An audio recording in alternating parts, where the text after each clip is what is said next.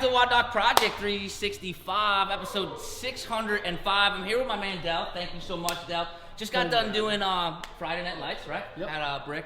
So tonight is our second part of the open prep, kind of speak, and tonight we're talking strategy. Now, there's a whole bunch of different tips that we can give. However, after watching a bunch of people run through this and all these exercises, what we're doing is we're giving you what we think is the best bang for your buck. And there's three of them that we really want to talk about, and then some strategy involved along with that, okay? So the first one, what do we talk about? Let's talk about grip. Grip. So when we talk about the time under tension, right? So you're spending so much time, about 15 seconds each trip. That's 30 seconds per round. If you're good and you're getting into those upper rounds, that time builds up, right? Yep. So let's talk about a traditional grip and how we might want to change that. So the best way that we feel that for you to execute this movement, first of all, when you get really tired, if you decide to clean and jerk the bar, that may not be to your advantage, because when you get tired, what happens is that the bar is going to kind of fumble on the rack, and then you're going to be all over the place. The best thing that you are, and obviously this is taken into consideration if you do have the necessary shoulder mobility to get into the position, is to power snatch the bar with a close grip. This way you are going to be under tension for lesser amount of time, because you're stacked rather than being wide. So this way it doesn't play into part in terms of taxing you so much. Right? Good. So show us two different grips. One, the wide traditional grip that we normally see, right? How you might want to do one, right? So this is our traditional grip. And then how would we want to change that? How much closer would you come? Would you stack it almost to a clean? So I would stack it almost to a clean, and this would be all relevant to your shoulder mobility. So if you have the necessary shoulder mobility, then get into that position. So nice and easy, one motion. You don't have to bring it to your shoulders. You're not going to fumble the bar when it's on the rack. It's just nice, clean, get it overhead, and then you start lunging there. Love that. So if you have, based on shoulder mobilization, if you have the mobility, closer is better. We could support more time under tension with our arms directly above our head rather than our arms farther out. However, if we don't have the mobility for it, we're going to have to go a little wide. Absolutely. Right? So second one that we saw, biggest time change that we saw during the lunge was people that would lunge, come up to 1 foot, and then step forward, right?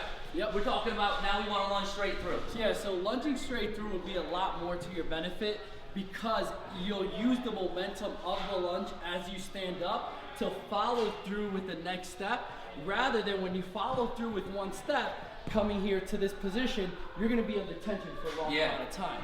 So instead, you want to follow through, use the momentum as you get out of the bottom to follow through. Love it. And what you're going to do, as you follow through, you use that momentum with a forward lean, and this way you're going through the movement efficiently, rather than being under tension for a very long time, which then will end up getting into your pull-ups. So based on strength element, we can. So show us those two different ones. Show us one stagger, show us one how we want it to. So obviously, if we're not strong enough, right, if we're at that level where it's still heavier weight for us, we're going to have to stop, right? Of course. But if not, we want to follow through. It's to our benefit to follow through, because that's 95 pounds that's not above our head for that much less than time. It's a lot more efficient as well. So, close grip, follow through. Good, so that's a follow through. Now show us when you're just stopping. Good. And you can see there's, even if it's just a second, 5 reps or so. But the way to think about it too, as you're following through, if it's gonna cost you about 4 seconds every single time you go down, and then another 4 seconds back, that's 8 seconds per round. Got it. So you can accumulate a lot of time, where that can take a lot of time off of your working time overall out of the 20 minutes. Love it. Final step, our final cue, so to speak, the strategic cue that we're looking at is how we do our burpees, right? Yep. This is like a workout that is definitely dominated by the burpees. My friends out there said that the burpees try to claim your soul on this workout. 20 minutes of burpees is a long time. Absolutely. So how can we make those burpees a little bit less horrible? So, there's 3 different ways that the burpees can be executed. This is all going to be relevant to your own work capacity. So if you're someone that's your work capacity is not to the level that you would want it to be, you could do the option. It's not Rich Fromm. Yeah, you could do the option of it being less taxing, which would be you do the burpee, and as you come up, you're just stepping into it with 2 feet. So just a normal burpee, stand up, step in with 2 feet, jump over the bar. So that would be a lot more time consuming, but it requires less work capacity. The one that More time, Yep. least amount of work Yes. needed. The one that require a lot more work capacity is the fastest option, which is where you do the burpee, and as you stand, you're bringing your feet towards your hands. So it would be this. Love it.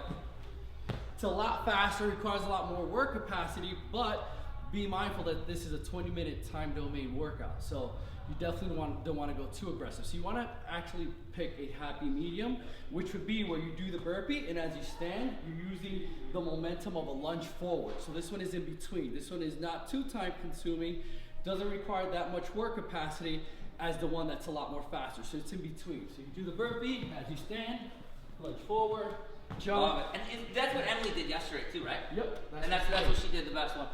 One thing that I will say about that, it does require the most mobility though. Yes, right? it does. Because you have to be able to get into this position when we're here. So if we can't get into this position where we're here, then we're gonna have to pick one of those other two. But that's definitely the best option that we can, right? Yep, for this 20-minute time domain workout, absolutely. Awesome.